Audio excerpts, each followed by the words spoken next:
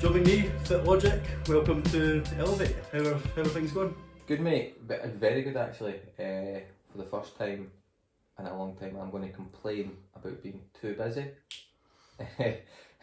Which is interesting because probably next month I'll complain about being not busy enough and skint, no doubt. The joys of being an entrepreneur, I think. It has its ups and downs. Good stuff. So obviously here today to talk about Joe McNee as a bit of a brand in many ways as well, but a bit about your kind of background experience, which is again heavily invested into coaching. Of course, Fit Logic as well, which is a bit of a kind of bolt on to what you've done in the A past. spin off almost, yeah. Yeah. So really, that's what we're here to talk about is just a bit about you and a bit about the background, and really just taking the conversation from there, Joe. So why don't you introduce yourself as far as a sort of coach is concerned first, and we'll take it from there. Right, okay, so obviously Joe McNee, kind of involved in the fitness industry.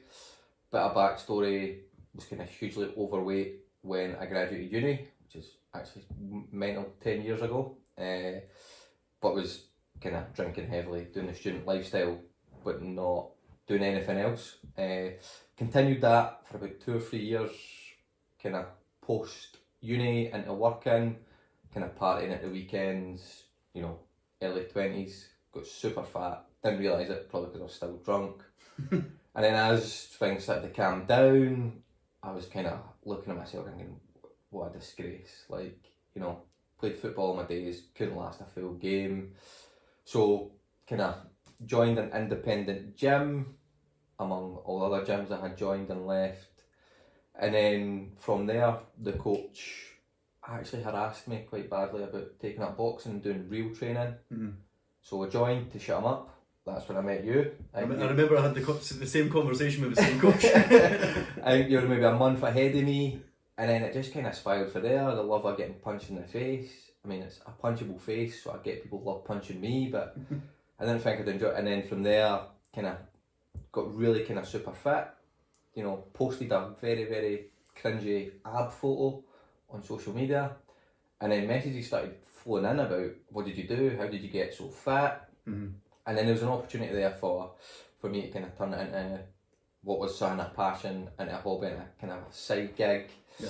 And then it's just kind of grown from there, from kind of a very, you know, ad hoc PT coach business to an actual fitness business. Because what I realised is they're two very different things. Absolutely. And how long did it take you? I mean, you talked about there, started off as a bit of a kind of like a bolt on, a side gig of sorts to your kind of your day-to-day job. How long did it take you to turn that into like basically a legitimate profitable business? I mean, we'll probably chat about this later on, kind of from the kind of outline, but it was never the plan to be a business. It was the plan to be a side gig, you know, 5 to 10 hours a week that pays for the yearly holiday. It was never meant to grow the way it did, but what happened was, and it's ego driven from me, is when I start something I have to be the best I can possibly be. So when I started it, and then it was going well and more people are interested, but I didn't actually have the physical time. I had to have a sit down with Lacey and say, like, look, we've got an opportunity here, if we make this an actual thing, to potentially, you know, be quite comfortable, and be able to do the things we want to do without worrying, without saving, without, you know, taking things out on credit. We could do so we sat down, and then that's kind of maybe after about 3 or 4 months, we're like, right, let's see where this can go as an actual business. And then my mindset changed, and then I started investing a lot in coaches who had done what I wanted to do, or what I had now wanted to do. A lot of courses on people who had run hugely successful fitness businesses, and started creating a network. Now what I found is, early days when I was in PTs, it was very negative towards other PTs. I'm the best. What they're doing is, I was going to swear there, but I'll keep teacher voice on. What they're doing isn't good enough. You should come to me because I'm the best. Every other coach is rubbish. I'm the only one. And you almost create like a lot of enemies and a lot of division. Yeah. When actually what I've now noticed, and in business is, and through listening to podcasts and different things, is your network's your net worth. Absolutely. And that's, and we'll talk about that a bit later when Logic kicked in, is where a lot of my now business and business model is going. By giving value to people, they then give value back to me in the form of clients. Yeah, I think I've spoke to Stuart Graham as a prime example, owner of Black Box Muay Thai, not my Thai. As a prime example of someone, we've had this conversation, not just through an ELEV8 kind of podcast, whatever, but we speak about this at weekly coaching, which is very much around the perception of what this industry is, and it has certainly in the past. I'm not primarily in the industry, but it certainly in the past has come across as being very sort of, as you said there, I'm the best, I'm the number one, quite bitchy. That's where we'll draw the line at swearing, but we'll say it's kind of bitchy. It's professional podcasters. but it's true, isn't it? And actually, the more successful, whether it be in this industry or any other industry for that matter, the successful people know how to use their network, and actually they support each other rather than trying to create there's healthy competition, and then there's negative competition, which isn't doing anything for your brand or your business. No, and I mean, from a coaching perspective, and it's something, again, I started following a lot of kind of hugely successful people, because the growth mindset is like, mirror what they're doing. Like, the business is a business, it doesn't change. You're not, unless you're like a superstar, Elon Musk type genius, you're not going to do anything that's different to what's already been done. So just do what they're doing, but in your own way, or not even better. Like, and I was chatting to one of my coaches, because obviously being a coach, you have to value coaching, so I invested in coaches. And one thing we chat about is, right, there's like 64 million people in the UK. Online coaching is becoming a bigger and bigger platform, right? I need 20 clients to have a very, very successful, sustainable business. If I cannot find 20 people and 64 million that want to work with me, I'm the problem. So it was all about saying, right, well, how can I network? Well, Livingston's, the goldfish bowls, you kind of know, growing up in nights out, everybody knows everybody, and we've got that connection with my brother. Didn't know each other, we met, I know your brother, alright, we both know that guy. And you start seeing how your network is much bigger than you perceive it to be. By meeting one person, you could then network with 4 or 5. So it was like, right, if I can't find 20 people in the whole of the UK to work with me, I need to change something. And then I was like, right, 20 people isn't a lot. I mean, I'm actually working in FitLogic with a fitness business that has 500 clients in their business. I'll take the scraps off that. I'll happily take the scraps off that and build a business that meets the goals that I have set for myself. Don't want to be a millionaire. Don't want to, what I want is a comfortable life where I can do the things I want to do without worry. So the scraps will happily get me there. So we started talking off about sort of personal training and how you kind of got into that, and we very quickly turned into what feels like a very business but then personal motivation, which is around actually your motivation for this business, and we'll come and talk about FitLogic in a second, is to have a comfortable lifestyle. Let me just twist it round a little bit in a positive way, of course. What about the kind of, you started off with personal training for a reason, because you kind of mentioned being overweight and wanting to look better. Do you still have that motivation to ultimately help other people kind of lose that weight in a sustainable way and all this kind of stuff? Or actually, have you kind of been through that journey, and now with other things on the horizon, are you kind of looking at it going, actually I see my future somewhere else? Probably see my future somewhere else now. I enjoy coaching. I loved training, but what I found is, as I grew my coaching business, my own passion for my own training, my health and fitness, took a nosedive. So the reason I got into the industry, to help people, I wasn't helping myself. So I've actually kind of almost put a hold on growing that business. It's at a very nice place. I love working with my clients. We got on, mad cliche to say, but my clients become my friends because they're not in it for quick 90-day transformations. I mean, I've had some clients for nearly 2 years. Most clients have been with me more than 9 months now. I've not brought anybody new in because A, I don't need to, and B, I don't want to, because right now it's sustainable. It gives me a nice income, but I now have more time to start enjoying my training. I'm not rushing a session because I've got a spare half hour between clients. Yeah, got you. I'm getting time to enjoy my own training again, which I lost when my business was at its peak, at its biggest. I lost the love for training. I was training out of chore, so then I made excuses to not do it, and I was like, right, this needs to change because it's not giving me the life I want anymore. It's becoming too much of a stress and a strain with everything else I had going on. You know, still full time teaching, 3 kids, a missus who enjoys training as well. So time was getting tighter and tighter, and I was becoming more stressed and not enjoying my work. So I had to then reevaluate, and I've kind of took a step back, downsized it slightly, but in a very happy, sustainable place. And you've talked about, I mean, that's all motivational type stuff, isn't it, really? But you talked just off camera about having a couple of coaches yourself, and on camera valuing the importance of coaching. So again, just kind of bring that to life, what those sort of relationships are like from your sort of business coaches, business mentorship, and how they help shape that mindset that you've currently got. It all kind of started from doing a course. Now, I think the course at the time was like $2,000. So a hell of a lot of money because I wasn't earning $2,000 in the business, so a lot of personal money went in. Don't tell Lacey because she believed it was like way. This feels like a safe environment, but I'm not sure how. The internet is the safe environment. But it was like $2,000, and I was like a proper, and it was a guy called Dan Meredith, who's like a hugely successful coach, and a guy I really like and I really resonate with his message and stuff. And he was like, if you've no skin in the game, like, you're not going to do it. So it's a lot of money, and I was like, right, I need to make this money back, otherwise bills might not get paid, I might not be able to put fuel in the car, all that kind of thing.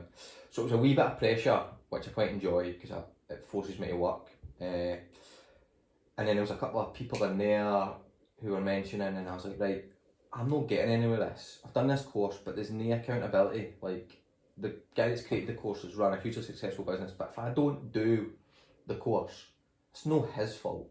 He's provided me with all the resources and materials I need, but I wasn't doing the work. I had no accountability. I was tired, and then, teaching all day, maybe doing a bit of coaching, then I was like, right, I'll sit down for an hour, and then I couldn't be arsed, so I just didn't do it. So I put this outlay out, quite big at the time, and I was like, right, so I needed accountability. There was a guy in the group who had done what I'd done, hugely successful, went on to open his own gym, closed the gym down, really successful online coaching, and transitioned into kind of sales coaching. Now, I was getting people interested, and I was getting them on the phone, and I was like, yeah, I can definitely 100% help you.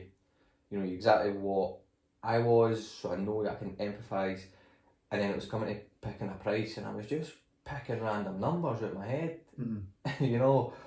3 sessions a week, right, okay, £100. And you're like, the average industry rate is £35 per session. So I'm giving like people like £100 a month for 3 sessions a week. You know what I mean? At 12 sessions, I'm doing myself at like £400 or £500. It was pure lack of confidence, chasing money because I put this outlay out rather than chasing value. So I hired him as a coach 18 months ago. 18 months we've been working together, and it's now got to the point where I'll confidently charge over £1,000 for my services, because if you don't sign up, then again, that's not your fault. I'm not bad mouthing you. I failed to show you the value in what I do. So again, that's on me. So if you don't sign up, then I've failed in saying, well, I know the value of this, my clients know the value of this. If you don't see the value in that, that's on me. I've not shown you that where you feel that, again, and it's price versus investment. You invest in me, and like we spoke a wee bit off camera, is you invest in me and I can give you, more energy, better lifestyle, or on the Fit Logic side, more time for yourself, your family, for your business, and that investment will repay itself tenfold. So I mean, the reason for the question is because I think a lot of people, especially first-time business owners, I'm a first-time business owner as well, and I've been through, and I can totally resonate with that set price structure, setting prices, speaking to potential clients, potential leads, and all of a sudden they can't afford it, or they say they can't afford it, whatever it may be. it might be that they can't afford it. It might be that, to your point, you might not have sold the investment opportunity well enough. I'm sure it was a combination of probably a few things. Yeah. Ultimately, a lot of people are always looking to get something as cheap as possible, is another thing. But I think as a first-time business owner, and I'm sure there are still business owners in general who have been in business for a long time who still struggle with sales, marketing, price structures, all that kind of stuff. Sales gets a bad rep because you get pushy salesmen. You know, the whole Wolf of Wall Street, you know, sell at all costs. You know, people lose their livelihoods because they've invested in you, and you know, get such a bad rep. But you've got to kind of do it in a way that, and it was Dan Meredith or Paul Moore, like these are two guys that I follow on social media and really like their way of thinking. It's like, I'm doing you a disservice if I can help you and I don't give you the opportunity to purchase that. Mm-hmm. I know you need my help, you know you've reached out to me. If I don't offer you the chance to work with me, I'm doing you a disservice, because you're then going to remain in the same state you're in. Mm-hmm.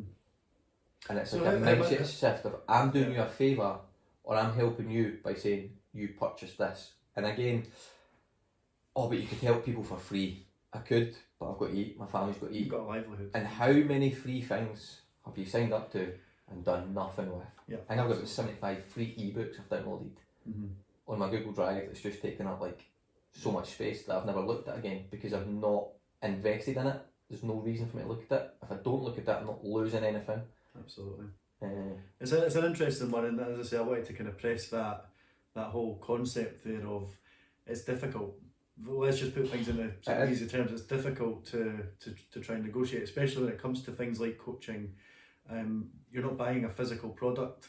It takes time. It takes effort. There's a lot of it's a lot requirement on the person that's actually delayed gratification. Yeah. Do you mean one session won't give you the 6-pack? Exactly. You know, when you're talking about, you know, I was kind of selling a minimum of 12 weeks to get to a point where we're kind of ready to either keep pushing or maintain what we've done and what we've done. So, and again, that probably comes down to the initial sales part, doesn't it? When it's a case of, you're not selling people a 1 session 6-pack. Aye. You're selling them actually what is really a sustainable calorie and, you know, kind of intake and whatever it may be in order to keep them to where they want to and be. then on the flip side of that is when they reach that, it's how do you keep them in your business? You know, oh my God, I feel amazing in 12 weeks. And it's only when you stop doing the things you do and you start to feel rubbish again, you go, right, okay, that what was my normal feeling is actually feeling amazing, but it was so used to and so normal that, you know, I didn't realise it was all of X, Y, Z that was leading me there. I just felt that's the way it was until you stop doing that, and then you start feeling absolute garbage again. Cool. So you're an experienced PT, personal trainer. A lot of the questions just now are just to try and get you talking about, well, ultimately for anyone that doesn't watch this, so we understand that you are a purely credible personal trainer. You've worked in the industry, yes. You know what you're talking about, and then through all that sort of experience that you've kind of built up there, understanding all those problems and difficulties that we've talked about, born was kind of Fit Logic. So why don't you explain to us what Fit Logic is and how it obviously relates to not just PT world but any sort of so Fit Logic was born out of me needing to find more time. As the business grew, I was having less and less time doing things that nobody teaches you about being a PT. That, you know, you can be a PT or you can be a PT business, and the business side will ultimately make you the money you want to make. You know, everybody is sold that make 60 grand a year as a PT. You can make so much more than that if you do it properly. But with that becomes a lot of business stuff that nobody gets into personal training to do. You know, invoicing, admin, all the stuff in the background of running a business that you never get taught in your PT course. It's, here's how to do a squat, go and show someone how to do a squat. You know, job done. But that's another whole debate about the industry and accreditation. So I was getting busier and busier. I was maybe finishing sessions. So I was starting in the gym from my own personal sessions at like 5, doing a workout, had clients in at 6, clients in at 7, then got clients in at 6, 6:45, 7:30, 7:15, 8:15. Then I was zooming off to school, you know, Joe delivering. works as a teacher. Oh, aye. We probably should have added that at the start. just totally bypassed the fact that I've got a full-time teaching job. So then I was zooming off to school. That sounded so bad without prefacing it as I'm a teacher. Just that I am a teacher, right? So zooming off to do teaching for a full day, and then the marking that comes with that, and then the admin side of that. Then I was back in the gym from like 4 o'clock to 8 o'clock. Do you know what I mean? I've got 3 kids, and I'm a teacher who wants to train and do that as well.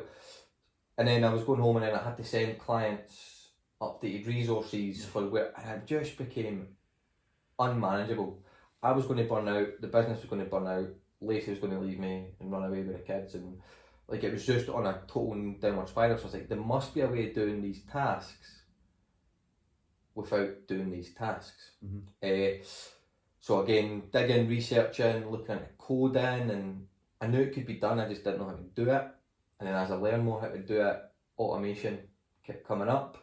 So if somebody fills in information somewhere, you can put it elsewhere and send emails automatically based on different triggers and stuff. So set all that up and actually saved myself more time than I planned to. And then was just chatting to people again, that network, starting chatting to Stuart Graham, and kind of, I've always been a guy who, I'll say, at the forefront of education, but for me the COVID pandemic's been a blessing for teaching and education because it's moved it digital. I mean, pen and paper and jars, sorry mate, I know you've got a pen and paper. For me is no longer, like I don't write a letter anymore, I type a letter. I mean, I might scribble some notes, but nobody has to read them apart from me, so I'm all for digital, enhancing, things like that, storing things digitally in the cloud so I can access it from anywhere and I'm not pinned to a location. So for me, so I thought, right, there must be something there. And then I built out this system where when a client signs up, they automatically get a welcome email telling them what they need to do. Then when they do what they need to do, I get a pinged email saying, right Joe, Paul's filled in this questionnaire, you need to go and build his plan out and send it back to him. So I was saving myself time because we weren't doing a back and forth messaging. Then I was getting you to book a call with me so I could talk you through it. And again, I wasn't messaging you saying, are you available at 3? I'm not available at 3, I'm working. Are you available at 5? I'm not available at 5, I'm coaching. So I had all my availability penciled in, so you could say, oh, I'm available at 7, so's Joe, book it in. Then I knew what the call was about, I knew what we were going to be talking about, and you know, a call that usually lasts 45 minutes was lasting 20 minutes, saving myself more and more time again. And as I get chatting to people, they're like, that sounds amazing, how do you do it? And I was like, I don't really know, it just happens. And then starting to kind of chat to Stuart Graham, he's like, you should do something with this, like this is big. Formed into the kind of business fit logic, and then started just putting it out there. And then I found it really, really difficult to tell people what I did, because I'm just like, I just automate it. Like what one business needs and the way it's run by that owner is different to what, so my business, the way I run is different to what you, so I couldn't sell a product because the product didn't exist, because it would be too varied based on what people need. And you know, if I send one email and you send 3 emails, that's a different thing. So it became very difficult to get that across. So then I hired another coach, a marketing coach, to try and help me deliver the message of who I help, how I help them, why I do it. And that was maybe about 9 months ago. 10 months ago. So now I've got 2 coaches, and now I'm at a stage where I'm sort of getting around to delivering a better message. I've still struggled to say, this is what I can do, because if you can think, can this be automated? There's a 99% chance, yes, it can, and I can do it. So it's difficult to get that message across because I don't know what people are thinking. And then on the flip side of that, from your point of view, is I don't know what I don't know. So I'm like, what's your ideas? And you're like, I don't know, because I don't know what you can do. So we're at this kind of difficult impasse, whereas I don't know what I can do for you because I don't know how your business runs. You don't know what I can do for you because you don't know what's possible. And it's about me trying to say, here's what's possible. You know, does that help you? And I've now updated and changed my own business systems and automations about 3 times based on what I've learned from clients to get the best out of for them to get the best out of me, and for me to get the best information to provide them the best service. So, and that's the thing, like, systems and automations are great, but as your business grows, they need to grow with it. You can't set it up and leave it. It's got to grow as you grow and change as you progress. Well, I mean, that's a positive for your business, and the fact that it's retention of custom. Essentially, yeah, and that goes back to that kind of your network is your net worth. So, you know, my kind of strategy now is try to provide as much value as possible to my clients, so that, you know, word of mouth referrals, which is happening a lot now because the value I'm providing to one kind of really big client is he's sending a lot of people my way because he's identified that they need my help. So that's been kind of a positive. But again, it's difficult to say I can do this for you because I don't know how you run your business, because I don't see the back end of it. I just see the good work you're doing on the front end. I don't see. But you don't see what goes into to get there, and every business is different, and that's the difficulty I'm facing now is getting that across of I can, if you can think it, I can do it. It's interesting stuff. So think, you know, for anyone that's kind of listening today and kind of thinking, actually, the amount of admin type stuff that I do in the background, and, you know, in order to, the customer's already attracted by this point, aren't they? We've already seen the business and went, okay. The customer is essentially, they're in the business, they've paid for you to provide the product, the service, what it is. But so one example is that I was talking to a guy yesterday, and again, he does a lot of nutrition stuff and some really good work after his full-time work. But he was selling stuff that if I bought at 9 o'clock in the morning, he had to wait until he got home to provide me with the information. Now, that's great because, you know, I've invested in him, but I bought something and I'm not getting it. I've got to wait. You know, if I buy at 8 o'clock in the morning, I've got to wait till he's in at 5 o'clock, gets his lap, you know, 6 o'clock before I'm getting an email saying, here's this thing you bought. I'm on straight away thinking, I've been conned. This guy's like, where is my thing? You want to know where you. I don't know what's happening, so I'm starting to worry and panic. Then I'm probably sending Facebook messages, but this guy's not replying, and I'm thinking, I've been done here. I've just invested, you know, £100 to it. I've been done. And then he gets to his laptop later on and goes, oh, here's the product, thanks very much. And I'm like, it's a pretty crappy service. I paid for this 10 hours ago. I want it, you know. If I'm sitting down, I've got a day off, your product's what I want to work on it, and I'm not getting it till later, it messes up my. So we things like that, although I'm getting what I wanted, I'm almost left a wee bit like, oh, that wasn't a great service, so would I maybe go somewhere else? I think it's like for anyone then that's kind of setting up a business and they're thinking about, if it's a full-time gig, so to speak, then they may have the time to respond almost straight away in that kind of example. But certainly for sort of side hustles, as a prime example, it's maybe quite an affordable way then of making sure that actually that immediate impact with the customer is a professional one and a credible one, and you have built trust straight away with the customer. They know where they stand, because you know it's like with anything in life. If you know we are an impatient breed, human beings now, especially in this day and age of digital technology. And if I buy something and I'm actually expecting, as soon as I press pay, I'm expecting an email to pop up and say order confirmed, because straight away I've just been put at ease. And here's what's happening. It's, you know, you look at Amazon, you know, order confirmed, and by the time you're off your phone, your fucking box is sitting there. So we're getting more and more. We need to know what's happening to put our mind at ease, because otherwise I might then say, well, no, what, just give me a refund. I don't want it. So it's got the benefits then of the customer perspective again, and I'm going to use that word, sort of professional credibility. The customer is put at ease and they think fantastic.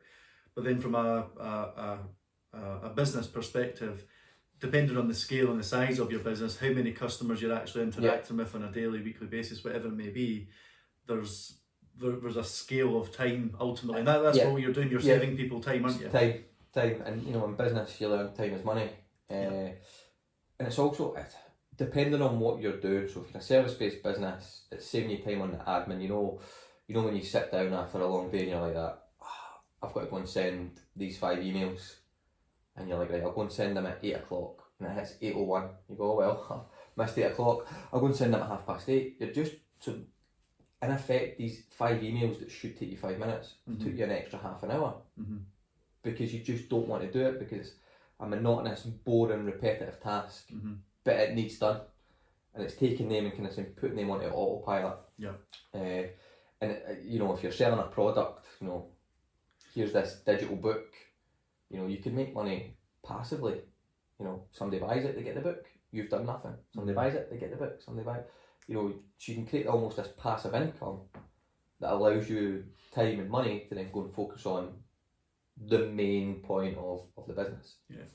So how would you address, say you've got a kind of a customer that comes to you? I even put myself into this kind of bracket of people will reach out to me. So I've not got a huge business, but maybe on maybe 3 or 4 people will reach out a week, but those 3 or 4 people will all mostly have very different reasons and different, you know, well, ultimately different reasons for reaching out. Some of them might be sort of businessy type people that are wanting to start getting set up or might want to be changing things.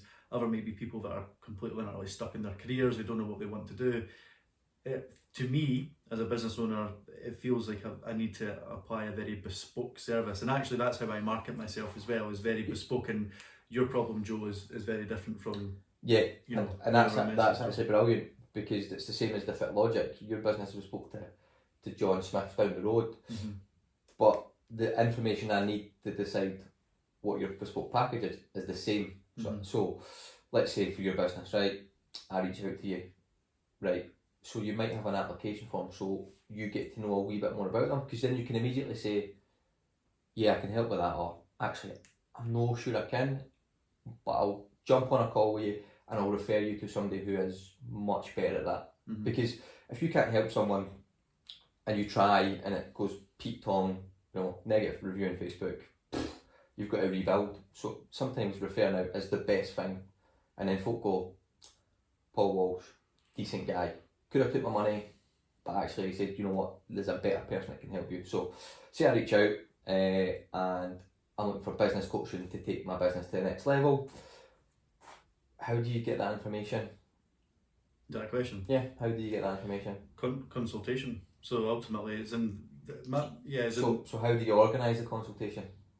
Yeah, like email, phone call, Back, text message, back whatever and, it might back be. and forward. So what? Well, actually, it depends on how the customer comes through. If they come through my website, for example, then there's that booking system that kind of takes care of that. But if they come through on Facebook or the phone or the email, then there's no automated presence for that. First of all, then you need to book the consultation call, and then you decide. So they book the consultation call, and you go, right, okay, so we're going down this route. You know, it's one of my many expertise, I can definitely help you. Do you want to sign up? Yes. Right, okay. How do you now take payment? Well, yeah. Bank transfer, here's my bank details, and then they don't transfer it, and then they get buyer's regret, and they disappear, and you're like, I've lost out on that money. So then an instant payment system, and then on the instant payment system, you send an email, here's what happens now. Now it might be, oh, you're going to do this, it's, we need to put a plan of attack in place, so we need to have another Zoom call. I know I can help you, but I'm not going to give you all the advice, you know, in one call that's going to take 4 or 5 months to get you in a place.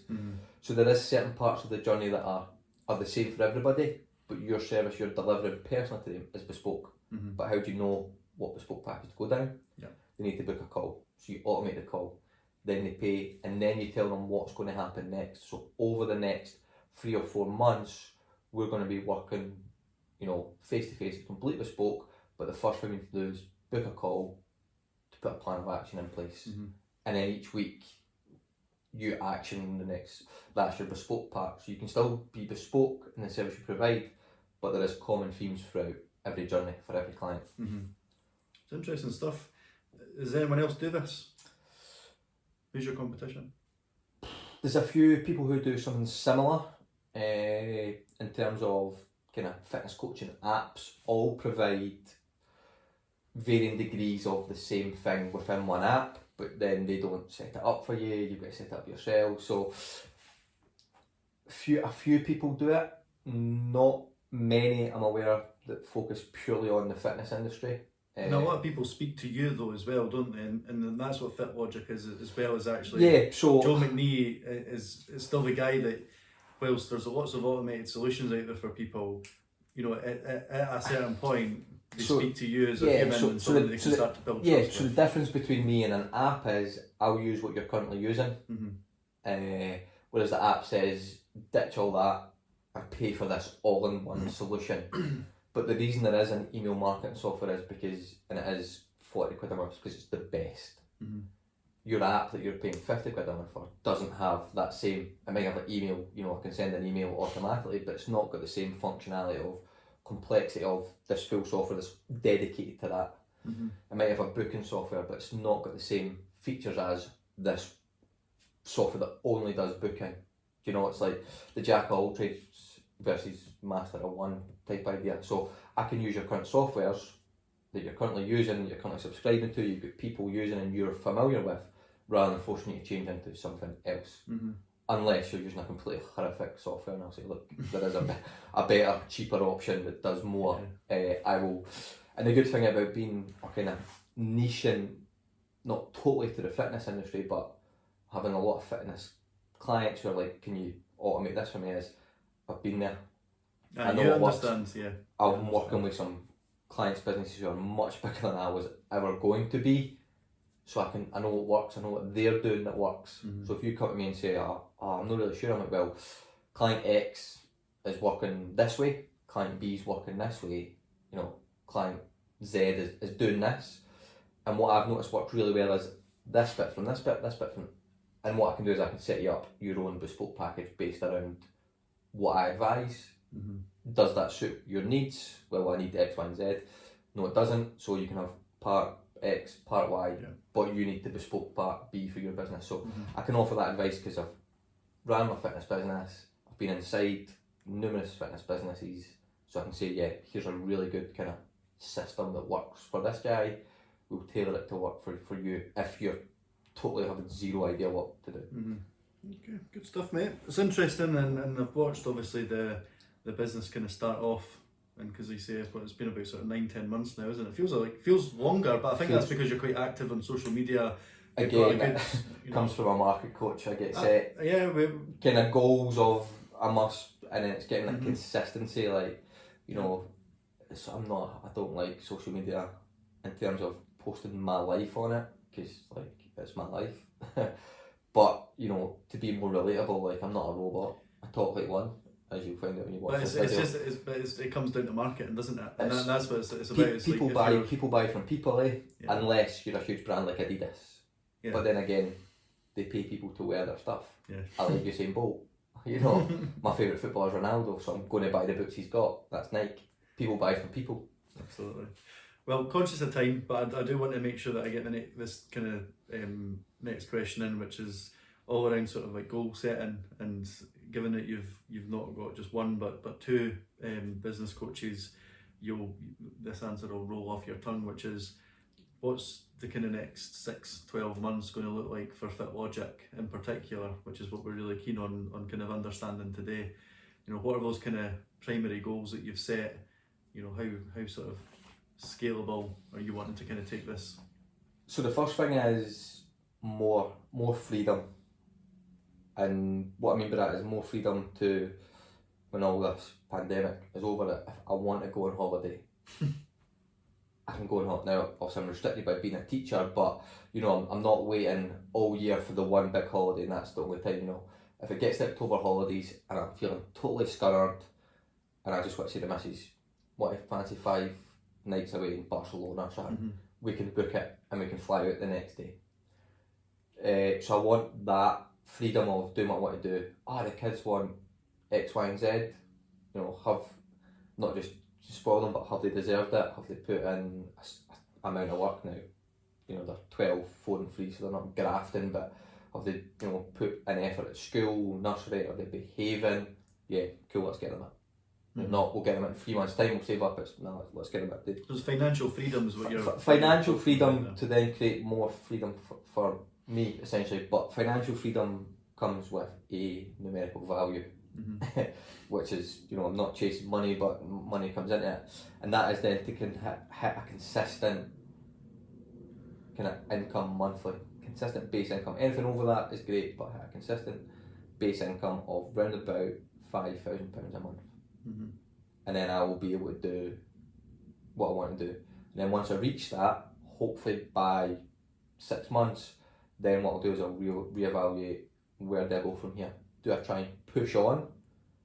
And then I've got a debate about what has to go, what do I have to give up to do that. Mm-hmm. So do I get to the point where I no longer be a coach and I focus solely on this, and then so it's essentially not right now, but forcing these decisions in 6 months' time, and then I'll reevaluate where I am, and do I want to push 10k and hit this mythical 6-figure business, or do I want to kind of stay relatively small scale, but have this freedom of doing what I want to do when I want to do it. Well, it's an interesting time, isn't it? Because, well, similar to me, you're a chap in your kind of early 30s, or maybe mid, I don't know. But it's an interesting time for guys like us, people like us, I should say, because we've got a long time to work, and we're still a kind of long road ahead of us. And it exists a sounding old.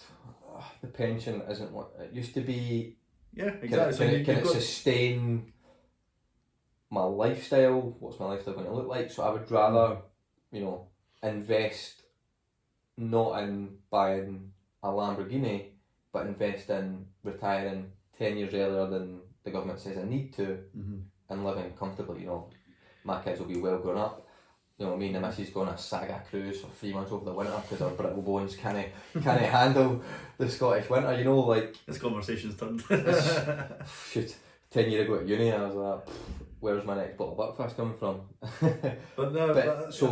One eye on that, how do I create that? Do I get that from working 9 to 5, being a teacher? Pension's great, but actually a couple of years ago we took a big pension hit. But the fulfilment, the motivation, all that kind of stuff. Still love that job, so I've no intention of leaving, but what else can I do to make sure that my later years, and then that of my kids, is comfortable? Oh, you want a deposit for a house? Okay, here, I'll give you it, because it's getting harder and harder to save up, and who knows what the housing market's going to be like in 30 years. So it sounds like there's a strategic sort of conversation that needs to be kind of had and thought out, and there's many different paths, I suppose, that you might consider going down, but acknowledging that there are many different paths is the first stage. Really, So I've no huge long-term goals. I would say more medium goals, like 6 months at a time. Where do I want to be in 6 months? How do I get there? And then I put that work in religiously to get where I'm. And strange enough, we set in a kind of an income goal with my coaches, where by the end of the year I wanted to be charging about £1,000 for my services, and that we set that in January, so that's kind of like 12 months. I hit that in April, so I was like well ahead of schedule, but nothing's changed. I've still not hit the consistency, but I'm getting closer because as 2 clients come in, depending on what they need, I could be halfway there, I could be a quarter of the way there, depending on. So it's kind of my goals have kind of moved up, but the consistency is what's missing at the moment. And probably the thing I would add in there, if you don't mind me saying, which is the more happy clients, customers that you have, then actually the value speaks for itself. Yep. Simply put, where if you map it back to the earlier part of the conversation, which is around pricing structure and what are other people doing, how much do I want to be charging, I've got time there, that if I'm sitting there doing nothing, then I could still be taking on do you know what I mean? Yeah. And that's the sort of the mindset that you get into. It's not underselling yourself, because that becomes your way of thinking. I could easily, I'm going to do this cool product, it's only 150 quid. But if I get 10 of them, and it's going to take me 4 hours each, it's 40 hours over the course of a week, 2 weeks. Whereas if I get, one hugely valuable, that's going to take me 10 hours. Which you're not undercharging for. It's just a fair price for what it is. It's the value I believe I provide business owners, and again, it's all bespoke, so I can't say X package is this price, because you might need something and it might only be, for me, a couple of hours work. I'm not going to charge you then, if I'm not going to say, it's £400 an hour, I'm charging it might be that, well, actually what you need, because you're a smaller business and starting out, it's much smaller, so it's going to be this price. It's the next step that you with, and so it is kind of bespoke pricing, but obviously I could bring on 10 small builds that take me huge amounts of time, or one big one that takes me less, and the monetary value to me is the same. Yeah. So it's about valuing my time as importantly as I value my client's time. Yeah, absolutely. Well, it's been a really great introduction, I think, to obviously we know each other, but I think it's been a great introduction for people that don't know you as to your kind of your background experience. Obviously the kind of next step in your journey, which is FitLogic. We've spoke about kind of goals, what's going to happen in 6, 12 months, whatever it might be, and really the answer is kind of who knows. But we've got targets in place to kind of sustain us to get there. There's always goals, because, like it or not, I believe we're all driven by our own ego. Now, I'm not saying like ego is such a negative stereotype, but my ego is, if I'm going to do something, do it the best I can. Will I be the best in the world? Probably not. Will I be the biggest business in the world? Probably never. But will I be the best at doing what I can do? Aye. Because that's on me. Nobody else controls that but me. And then, you know, it's ego driven. So if I can get to 5k consistently and have that financial freedom, does my ego tell me I want to go down a different route and maybe use my time to do something more hobby based? Or does my ego say, I'm not the best I can be in this business yet, I need to push to the next level? And it's how I feel at the time will dictate where I go. Yeah. So rather than saying I'll be happy when, I'm happy now, but my ego's dictating 6 months at a time what's happening. Do you mean? I think any successful business person, entrepreneur, whatever you want to kind of scale them as, will be exactly the same.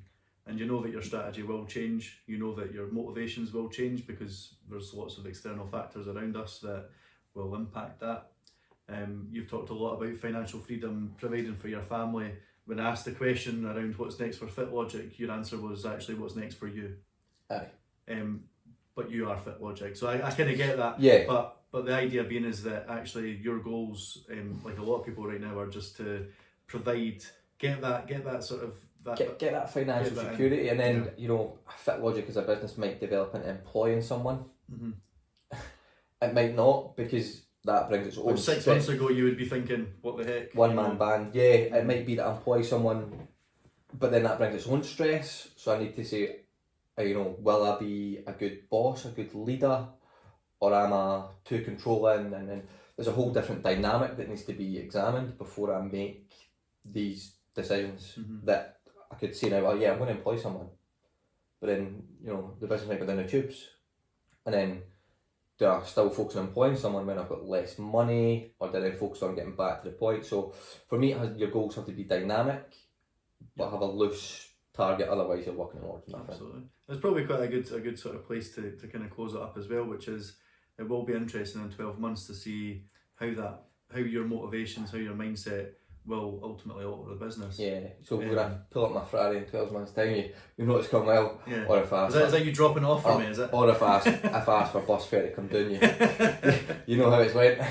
I'll come and do your podcast, Paul, but you need to send me the 360 for a return fare. If you don't mind. Well, 12 months time inflation, about 36 quid for the bus. You can have an automated invoice by now, so that'll be absolutely fine. I'll set it up. I know I'll charge you for it as well. Well, Joe, thanks very much for coming in. Pleasure, mate. The time's absolutely flown in. I keep looking up at the clock there thinking, holy Jesus, how am I going to compress this into YouTube? But no, but we'll 2 videos, part 1 and part 2. But yeah, it's been a great catch up. It's really great to get to know, as I say, your new business venture, and what your kind of plans are for the future. So genuinely look forward to kind of seeing how things pan out.